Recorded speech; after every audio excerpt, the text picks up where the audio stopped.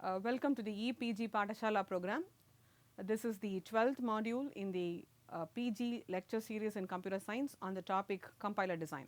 The learning objectives of this module are to learn to construct the operator precedence parser, to learn to implement the functions leading and trailing,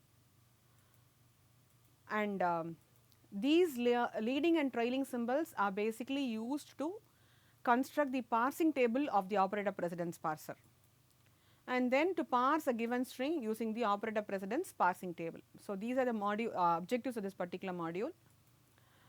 Now, the symbols we will discuss about are leading and trailing. Now, what is an operator precedence parser? This is one of the bottom up parsers. Okay. This is a special class of bottom up parser. Now, this the grammar that this parser can parse is a very small class of grammar, but it is an important class of grammars. So, we may have an efficient operator precedence parser for an operator grammar.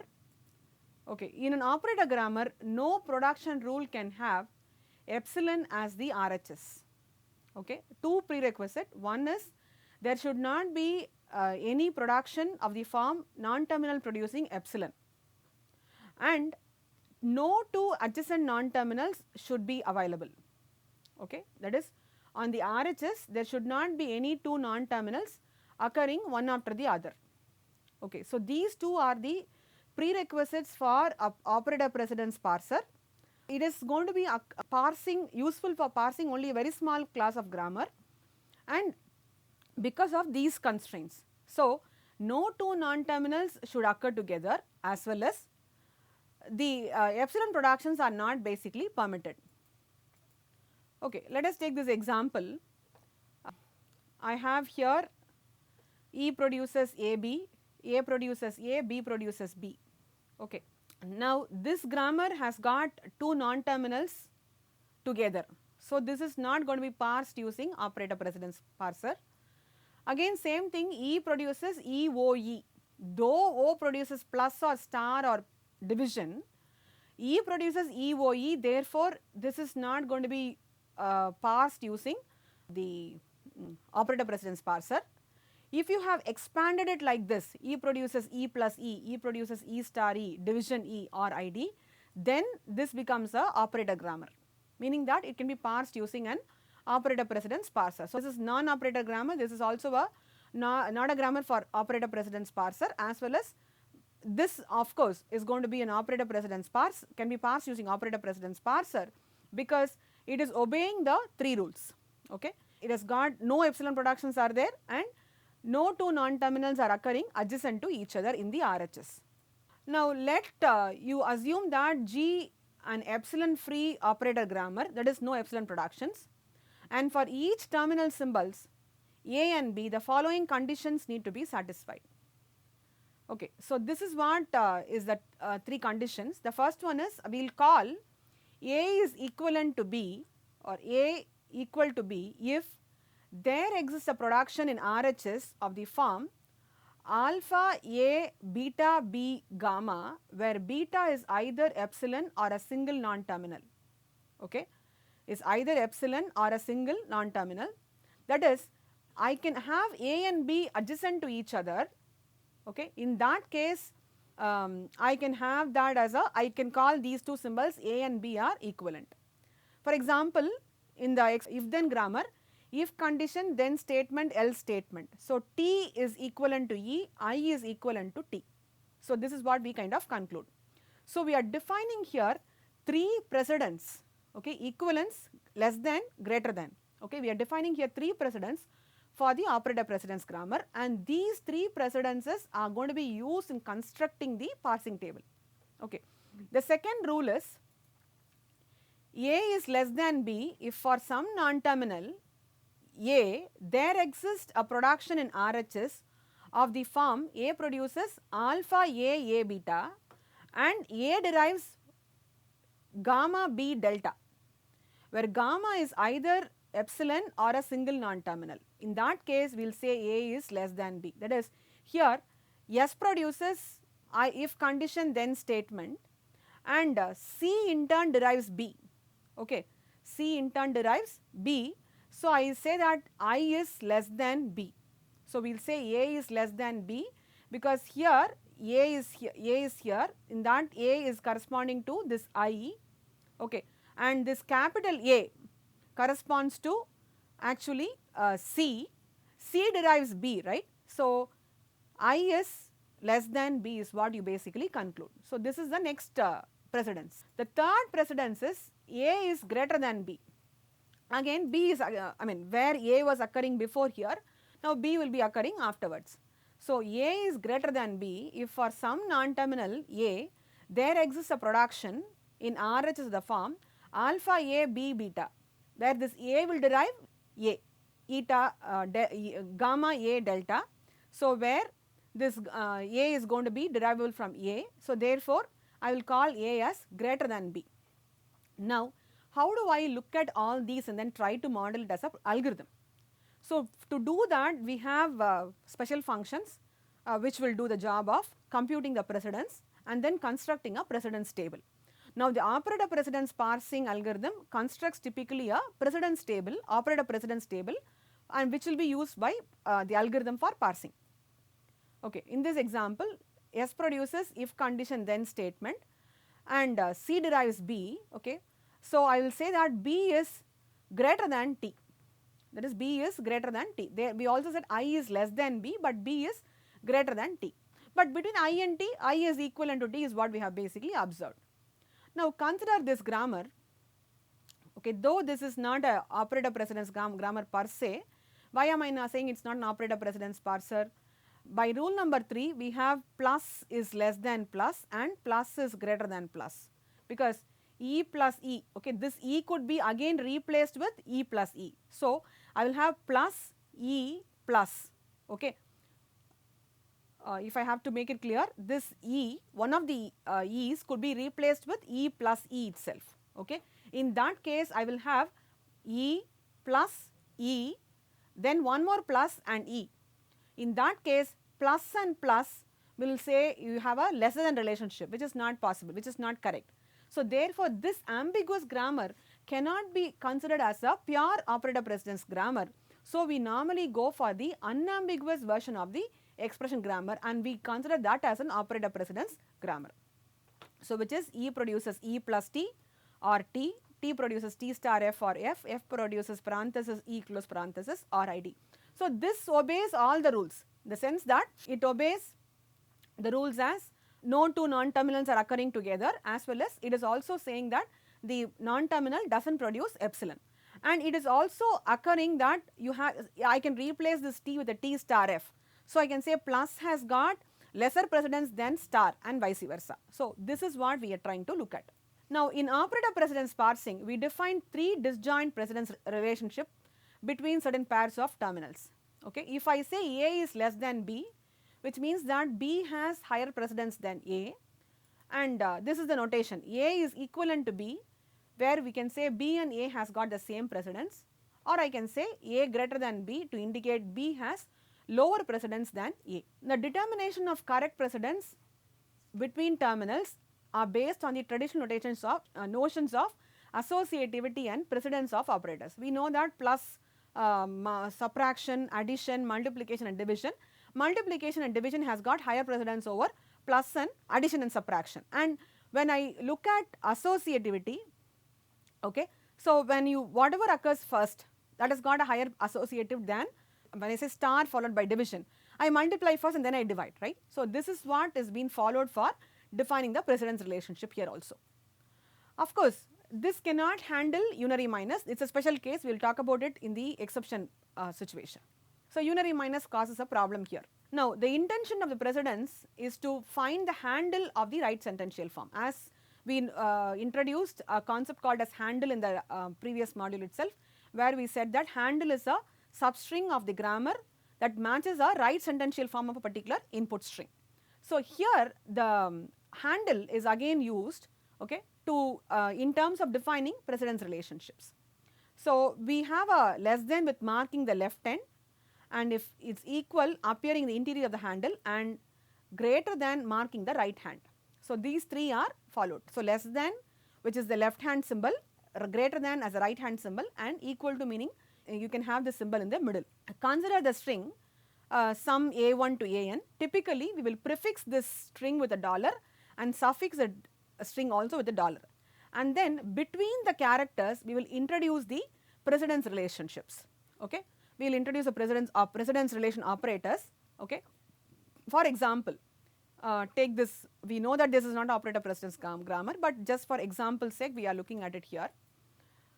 Supposing you look at the string id plus id star id, we already know that plus has got a less than relationship with star and star has higher precedence over plus. So we say id, you start the left hand with the the less than symbol, right hand with the greater than symbol. So that is done. So between every character in the string you introduce the precedence relation. Okay, between every character in the string you introduce a precedence relation. So you have this id, okay, and then you introduce a greater than, okay, plus, and then less than, id, greater than, star. My point is plus has got a lesser precedence over star, that is basically obeyed here, okay, and star and then id. So this is how we basically insert. But when I say to insert like this again becomes a ambiguous concept. So we go with the algorithm for actual determination of how do I insert this character. Now this is what I have here, plus and plus, because of the associativity this plus has got a greater relationship than this plus. id and id there is no relationship defined. Similarly dollar and dollar there is no relationship defined at all. Similarly star has greater precedence over star, okay. Star has got less precedence over id, greater than over plus, greater than over star, okay. This plus and plus, if you compare, plus has got greater precedence over plus, less than precedence over star, and then greater than over dollar. Similarly with respect to this. So how do I construct this parsing table without any ambiguity? Okay, to construct this parsing table what we have to know, two functions, okay. I mean we will come to those two functions. You scan the string from the left to the left end until the first greater than is encountered, then scan backwards to the left over any equal to until a less than is encountered. The handle contains everything to the left of the first greater than and to the right of the less than, okay. So then you kind of substitute that to get your string. So this is what I have here, okay. This is the parsing action, how on which is the basis for your operator precedence parser. So I have here less than, id, greater than, plus, etc. So you have to look between the less than and the first greater than.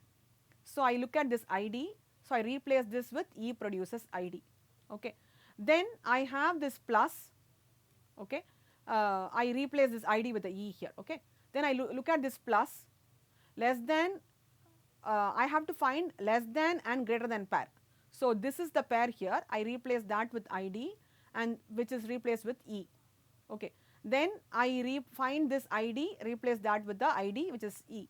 Now I start reducing e star e and then to e plus e. So this is again not a very straightforward algorithm. So we go with the actual procedure of constructing the parsing action and the table. Now first thing which you have to check is ensure the grammar satisfies the prerequisite. Then you have to compute leading and trailing functions. Then you construct the operator precedence parsing table and then parse the string based on the parsing algorithm. Now the first thing is to check for leading and trailing. Leading is defined for all the non-terminals. For each non-terminal, those terminals that can be the first terminal in a string derived from the non-terminal is called as its leading, okay. Whatever string this non-terminal could derive, okay, the first symbol that is available, that is called as the leading of the non-terminal. And trailing is for each non-terminal, those terminals that can be the last terminal in a string is called as trailing, okay. Leading means the first symbol, okay, and trailing means that can be the last symbol, okay. So I could start from anywhere, but whatever possibility I try, I should be in a position to get to my first symbol, which is could be the string derivable from the start symbol, okay, from the particular non-terminal. To formally state it, leading of a non-terminal is equal to set of all a such that A derives gamma A delta, where gamma is a non-terminal, okay, or it could be epsilon. Okay. On the other hand, if trailing can be again the same gamma A delta, where delta here is a non-terminal or a terminal, that is the first terminal occurring in the RHS of a production, that is leading, and trailing will be the last terminal, that is the first terminal from the last, that is called as its trailing. Okay. So, now it is on two rules. You will define A to be in leading of A if there is a production A produces gamma A delta, where gamma can be epsilon or any non-terminal. Now, calling it recursively, if gamma is a non-terminal, okay, call it as some B, okay, if A is in leading of B and if A produces B alpha, okay, A produces B alpha. Now, this B is actually your gamma, okay, then A is in leading of A also. So, you incorporate this leading of B into leading of A also. So, this is based on the two rules. So, A is in leading of A if A produces gamma A delta, where gamma is epsilon or a single non-terminal. This is the looking at the first symbol, first terminal occurring in the RHS of a particular production, that is a leading of A. Now, gamma can be a non-terminal, therefore, you look at gamma, okay, whatever is in first of gamma, if it is a non-terminal, that will also be in first of A. Okay. Trailing, just the reverse, okay, again based on two rules. A is in trailing of A if A produces gamma A delta, where delta is a non-terminal or a epsilon, and A is in trailing of B, and if A produces alpha B, then A is in trailing of A also. Okay. Now, these two are the examples. Let us take the expression grammar, the unambiguous version. We will be working on this only. So, E produces E plus T. Now, leading of A, okay, leading of E will be definitely plus, okay. It is also leading of T, okay. Now, leading of T is star and leading of F, of course. Leading of F is open parenthesis, the first terminal as well as ID, okay. Leading of F is open parenthesis comma ID. So, leading of T will be star comma open parenthesis comma ID, and leading of E will be plus comma star comma open parenthesis ID, okay. That is what I have given here, plus because of the production E plus T. This star because leading of T is also available in leading of E. This open parenthesis because leading of F is contained in leading of T, okay, therefore, open parenthesis comma ID. Leading of T is star open parenthesis ID, leading of F is open parenthesis comma ID. Similarly, trailing. Trailing is simply looking at from the last, right. So, E produces E plus T, okay. Now, trailing of T will be anywhere there plus the plus T star F. Trailing of F will be there in trailing of T plus the star. F produces open parenthesis E close parenthesis and ID. So, close parenthesis will be definitely there in trailing of F. So, that is the reason for this symbols. Now, after computing these two, now we have an algorithm to compute the operator precedence relations. Okay. Now, you have a production of the form for each production. A produces x1 to xn, okay, and you are going to scan from I is equal to 1 to n minus 1, that is you are going to go from 1 to the previous symbol xn minus 1. 3 cases, okay, xi and xi plus 1 are terminals, okay, that is one case. In that case, set xi and xi is equal to xi plus 1, okay. The second case is if I is less than or equal to n minus 2, only 2 symbols are there, and xi and xi plus 2 are terminals and xi plus 1 is a non-terminal, okay. Okay, what is the prerequisite for this grammar? We said no two non-terminals should occur together. We have not put a restriction that no two terminals should occur together. That is why we have got this relationship here. Xi and xi plus 1 could be terminals. That case we say xi and xi plus 1 has got equal precedence. Okay. If I is less than or equal to n minus 2, the last option n minus 2, n minus 1, okay, and xi and xi plus 2 are terminal, that is we are looking at here xn and xn minus 2, okay. In that case, if both are terminals and if the middle character happens to be a non-terminal, we set xi is equal to xi plus 2. Okay. So, these two are one option, setting equal precedence. Alternately, if xi is a terminal and xi plus 1 is a non-terminal. Okay. If xi is a terminal and xi plus 1 is a non-terminal, which is a typical characteristic of an operator precedence grammar. In that case, leading of xi plus 1, okay, for all a in leading of xi plus 1, set xi is less than a. Now, this is what we said, if condition then statement. Okay. So, I have I which is a terminal here, if condition then statement, I is a terminal here and xi plus 1 is a non-terminal which is C. Okay. For all symbols in leading of C, set that symbol, set xi which is I less than B. If I consider the expression grammar here, how do I go about doing this? I have a production E produces E plus T. Okay. Now, xi is plus and non-terminal happens to be T, okay, plus T. So, what will I do? I have to say that all symbols in leading of T has got 3 symbols, star, open parenthesis and ID. So, star, open parenthesis, ID will have less than plus. Okay. So, that is what I have to basically say. Then xi is a non-terminal and xi plus 1 is a terminal. Okay. Then for all a in trailing of xi, set a is greater than xi plus 1. So, similarly the same logic here. Based on that, look at this. Okay. Now, I have plus, minus, star, division. Okay, let me not look at all these symbols here. This is for a bigger grammar. We have reduced the grammar size to a smaller subset. E produces E plus T, T produces T star F and F produces parenthesis E close parenthesis and ID. Okay, okay. E produces E plus T. Let us take this case. Okay, E is my non-terminal and plus is my terminal.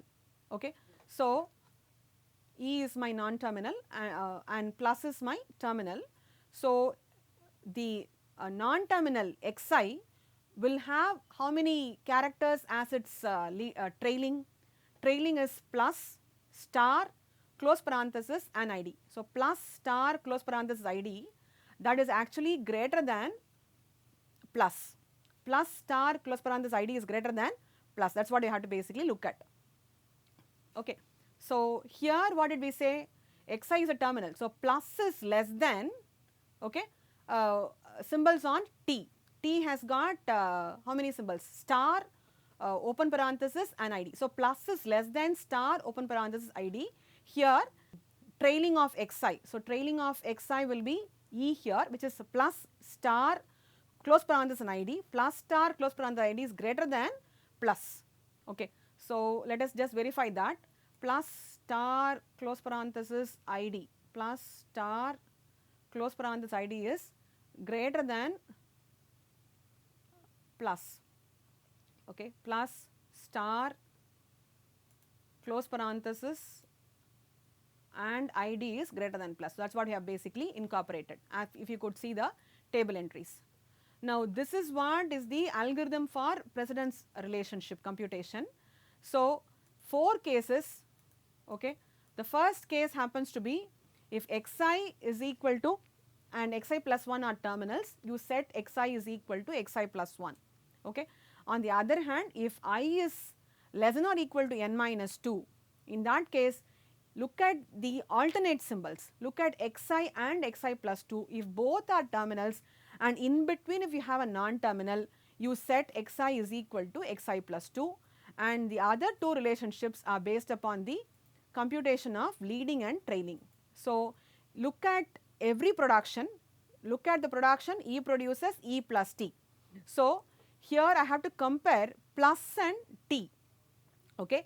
So, leading of T, okay, that will be computed. So, xi is less than all symbols in leading of T. What is xi? Xi is plus. So, plus is less than all symbols in leading of T. Leading of T has got a star, open parenthesis and ID. So, that is what we set here. And the last one is if xi is a non-terminal and xi plus 1 is a terminal. So, here you look at E produces E plus that production. E is a non-terminal which is xi and plus is going to be your xi plus 1 symbol. In that case, for all a in trailing of xi, that is all a in trailing of xi is here e. So, trailing of xi will have what? Plus star close parenthesis and id, that is greater than plus. Xi plus 1 is a plus, okay, that is what we have to basically look at. So, after computing this, we can construct the precedence table. The precedence table will have equal to, less than, greater than, etc. So, what we have seen so far is we have looked at the prerequisite of the grammar to be parsed using operator precedence parser. We have also looked at the computation of leading, trailing and the parsing table basically here. Now, if you consider any other grammar, for example, if you consider the grammar if condition, then statement, else statement, again you can do the same thing where the terminals happens to be I, T and E. So, you can apply the same logic here and then try to compute the remaining situations also. So, leading and trailing based on two rules. So, looking at the first symbol which is happening to be a terminal. The first symbol happens to be a terminal, that is incorporated in leading of the terminal. If the first symbol happens to be a non-terminal, then the leading of that non-terminal is also accommodated for the leading of the LHS non-terminal. So, that keeps on accumulating. Similarly, for trailing, what do? We look at the last section, we look at the last symbol, we look at the symbol from the right. So, from the right, whatever terminal is occurring first, that is going to be available in the trailing of the symbol, and whenever that production closes with a non-terminal, then whatever is that non-terminal's trailing, that also gets accumulated with respect to this particular trailing. So, if you look at the parsing algorithm, you have to go with the logic here. So, if it is less than b, you shift, okay, and then in that case you push the symbol onto the stack and advance p to the next symbol. If it is greater than, you have to basically reduce, okay, and then pop the stack, and until the stack terminal is going to be empty. So, this is the parsing action. So, where it is going to look at till the input is going to be terminated with the dollar, because we already know that you are going to have the input as dollar followed by input string followed by dollar. So, you look till the last and then determine what is going to be your situation. So, based on the computation of leading and trailing, we have determined the concept. So, look at here, this is an exponentiation operator. As you could see that exponentiation operator has got ID has greater precedence over exponentiation operator. All others will have lesser precedence than the exponentiation operator. Okay. So, exponentiation has got a bigger precedence. So, plus is less than exponentiation, minus is less than exponentiation. All these are got less than precedence compared to when looking at the exponentiation operator. Between star and division, okay, it is based on associativity, but star has greater precedence over division, because this is based upon associativity and not based upon the actual precedence of operators. Okay. Star and star, again we can say that star has got higher precedence, because when a star occurs, we are looking at this star as the one which is occurring as a first symbol, and this star occurs as the next symbol. Okay. So, based on this, we have computed the parsing table, and so that is going to be this parser. So, based upon this parsing table and the input string, we will try parsing by introducing all these operators to it, and then you compute also a precedence function. Okay, thank you.